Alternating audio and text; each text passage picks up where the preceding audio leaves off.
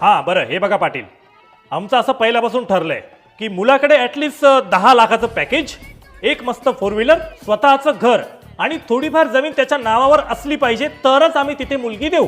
आणि हो, गाडी मर्सिडीज असली पाहिजे. बर बर. आणि हो, लग्नाचा, हळदीचा, जेवणाचा सगळा खर्च इक्वल करणार आहोत आपण. हे मला पटलंय, सगळं इक्वल पाहिजे. हो तेच ना, लग्न दोघांचं पण आहे ना, मग खर्च एकट्याने कशाला करायचा, हे आपल्याला पटलं. सगळं इक्वल पाहिजे.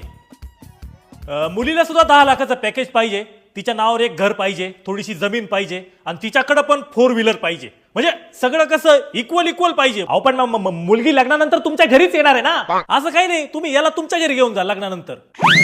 सगळं इक्वल पाहिजे ना. कोणत्या गाडीवर आला तू? मी प्लॅटिना.